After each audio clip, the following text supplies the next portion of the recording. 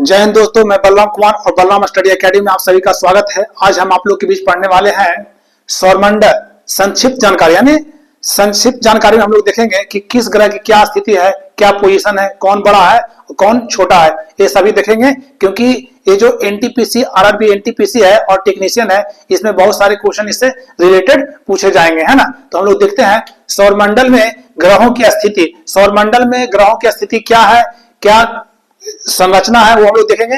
तो सौरमंडल में ग्रहों की स्थिति में सबसे पहले कौन है, तो बुध है, शुक्र है, पृथ्वी है, मंगल है, बृहस्पति है और शनि है, अरुण है और वरुण है ना। ये हुआ ग्रहों की स्थिति। तो ग्रहों की स्थिति किससे हुआ, तो सूर्य से दूरी के अनुसार ये ग्रहों की स्थिति है। सूर्य से ग्रहों की दूरी बढ़ते क्रम में, है ना। तो कैसे हुआ, तो बुध पहले है, उसके बाद शुक्र है, फिर पृथ्वी है, फिर मंगल है, बृहस्पति है, शनि है, अरुण है और वरुण है ना। ये तो आपको हो गया, ग्रहों की स्थिति हो गया। लेकिन आपसे क्वेश्चन पूछेगा कि आंतरिक ग्रह और बाह्यतम ग्रह किसे कहते हैं। इसी क्वेश्चन में छुपा है कि आंतरिक ग्रह बाह्यतम ग्रह कौन कौन है ना। तो बुध, शुक्र, मंगल, पृथ्वी, ये चार हैं जो कौन है, तो आंतरिक ग्रह है। कौन है, तो आंतरिक ग्रह हो गए। और आपसे क्वेश्चन पूछेगा कि जो सौरमंडल में आंतरिक ग्रह कौन कौन है, तो आंतरिक ग्रह बुध, शुक्र, पृथ्वी और मंगल। और बाह्यतम ग्रह में कौन कौन है, तो बाह्यतम में बृहस्पति, शनि, अरुण और वरुण। कहने का मतलब ये क्या हुआ, तो बाह्यतम ग्रह बाह्यतम ग्रह में हो गया, है ना। तो बाह्यतम ग्रह में कौन हो गया, तो बृहस्पति हो गया, शनि, अरुण और वरुण हो गया, है ना। ये आपको हमेशा ध्यान रखना होगा कि आंतरिक और बाह्यतम पूछता है और ग्रहों की स्थिति भी पूछता आपसे, है ना। अगला हम लोग देखेंगे कि सौरमंडल में ग्रहों की संख्या कितनी है। तो सौरमंडल में ग्रहों की संख्या कितना है, तो 8 ग्रह है ना। कौन कितना ग्रह है, तो 8 ग्रह, क्योंकि हम लोग बता दिए कि बुध, शुक्र, पृथ्वी, मंगल, बृहस्पति, शनि, अरुण और वरुण, ये 8 ग्रह है ना। पहले एक 9वां ग्रह भी था प्लूटो, लेकिन वो उस रेंज से निकाल दिया गया, क्योंकि वो जो ग्रह का अपना बेसिक कंसेप्ट होता है उससे वो उसमें नहीं आया, इसलिए उसे बाहर कर दिया गया, है ना। अगला क्वेश्चन है कि सबसे बड़ा ग्रह कौन है। सबसे बड़ा ग्रह कौन है, तो सबसे बड़ा ग्रह है बृहस्पति है। सबसे बड़ा ग्रह बृहस्पति। और सबसे छोटा ग्रह में कौन है, तो बुध है। सबसे छोटा ग्रह बुध, इसे अंग्रेजी में क्या कहते हैं, मरकरी कहते हैं ना।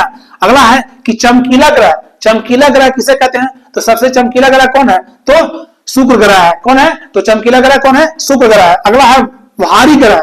देखिए इसमें एक क्वेश्चन है, सबसे छोटा ग्रह में तो बुध लिखिए और चमकीला ग्रह में शुक्र। लेकिन अक्सर आपसे पूछेगा कि सबसे गर्म ग्रह कौन है, तो सबसे गर्म ग्रह कौन है, तो आप बहुत सारे लोग बोलेंगे कि गर्म ग्रह में बुध है, क्योंकि वो सूर्य के निकट है, लेकिन गलत है।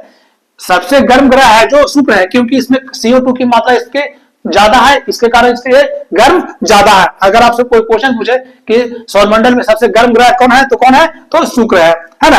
अगला है भारी ग्रह कौन है, तो बृहस्पति है। सबसे भारी ग्रह है वो क्या है, तो बृहस्पति है। और बृहस्पति का जो सबसे बड़ा उपग्रह है वो गानीमेड है। कौन है, गानीमेड है। अगला क्वेश्चन है कि हल्का ग्रह कौन है, तो शनि है। हल्का ग्रह कौन है, तो शनि है ना।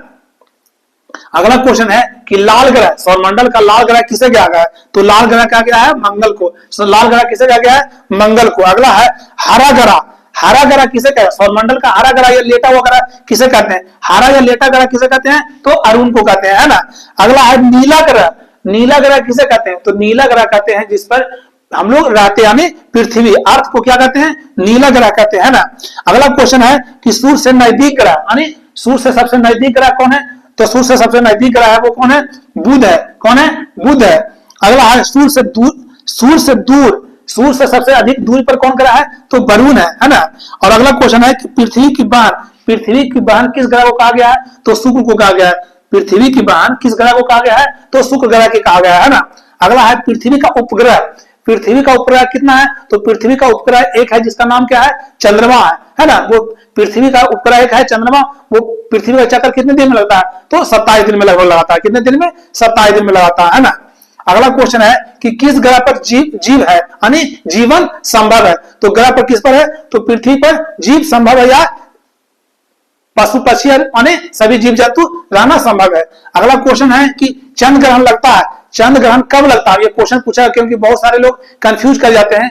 है ना, असमंजस में कि कब लगता है कब नहीं लगता। तो हमेशा ध्यान रखिएगा कि चंद्र ग्रहण जब भी लगता है, चंद्र ग्रहण वो पूर्णिमा का लगेगा। जब भी चंद्र ग्रहण लगेगा वो पूर्णिमा का लगेगा, है ना। और पूर्णिमा के दिन जब चंद्र ग्रहण लगता है तो इस दिन समुद्र में ज्वार भाटा बहुत ज्यादा तेज मात्रा में उठता है ना। तो ध्यान दीजिएगा कि चंद्र ग्रहण कब लगता है, तो पूर्णिमा को लगता है। अगला है सूर्य ग्रहण कब लगता है, तो सूर्य ग्रहण जब भी लगेगा वो अमावस्या को लगेगा, है ना। सूर्य ग्रहण कभी भी लगेगा तो कब लगेगा, तो अमावस्या को ही लगेगा। अगला है सौरमंडल का जन्मदाता। सौरमंडल का जन्मदाता किसे कहा गया है, तो सौरमंडल का जन्मदाता है वो सूर्य को कहा गया है। जितना भी ग्रह उपग्रह जितने भी खगोलीय मंडल है उसका जन्मदाता कौन है, तो सूर्य है ना। अगला है क्षुद्र ग्रह पाए जाते हैं। ये क्वेश्चन बहुत बारीकी है, इसको वीवीआई में नोट करिएगा, वीवीआई में कि क्षुद्र ग्रह पाए जाते हैं यानी कहां पाए जाते हैं। तो क्षुद्र ग्रह है जो मंगल और बृहस्पति के मध्य में पाया जाता है ना। मंगल और बृहस्पति के मध्य में जो छोटे छोटे ग्रह है, उपग्रह जैसा है, उसे क्या कहते हैं, क्षुद्र ग्रह। ये पाया जाता है मंगल और बृहस्पति के बीच में, है ना। अगला क्वेश्चन है कि चंद्र ग्रहण की स्थिति क्या है। चंद्र ग्रहण की स्थिति क्या है, देखिए हम आपको बताएं कि चंद्र ग्रहण कब लगता है, तो पूर्णिमा को लगता है। पूर्णिमा को लगता है, लेकिन लगता कब है, तो इसके लिए हम लोग एक ट्रिक नहीं, एक ट्रिक है, क्या ट्रिक है, ये ट्रिक है ना। ये ट्रिक है, कौन ट्रिक है, तो सुपाच। सुपाच का मतलब क्या, सु से सूर्य और प से पृथ्वी, अच्छा से चंद्रमा, यानी सूर्य और चंद्रमा के बीच में अगर पृथ्वी आ गया, सूर्य और चंद्रमा के बीच में, क्योंकि सूर्य तो अपनी जगह पर स्थिर है, सूर्य और चंद्रमा के बीच में अगर पृथ्वी वहां पर चला जाए तो उस स्थिति को क्या कहते हैं हम लोग, चंद्र ग्रहण कहते हैं, है ना। अगला है कि सूर्य ग्रहण। सूर्य ग्रहण की स्थिति कैसे बनता है, तो सूर्य ग्रहण के लिए भी हम लोग एक नया ट्रिक लिए हैं। ट्रिक लिए हैं, कौन ट्रिक है भाई, तो 50, है ना। यानी 50 करेंगे तो पृथ्वी, चंद्रमा और सूर्य, है ना। पृथ्वी और सूर्य के मध्य में अगर चंद्रमा चलाता है तो घटना क्या कर देती है, सूर्य ग्रहण की घटना कराती है ना। सूर्य ग्रहण की स्थिति क्या है, तो पृथ्वी, चंद्रमा और सूर्य है ना। तो देखिए एक बार, और आशा करते हैं कि इसके द्वारा बताया गया है आपको बहुत अच्छी तरह से समझ में आएगा। वीडियो अच्छा लगे तो लाइक शेयर सब्सक्राइब जरूर करें। जय हिंद।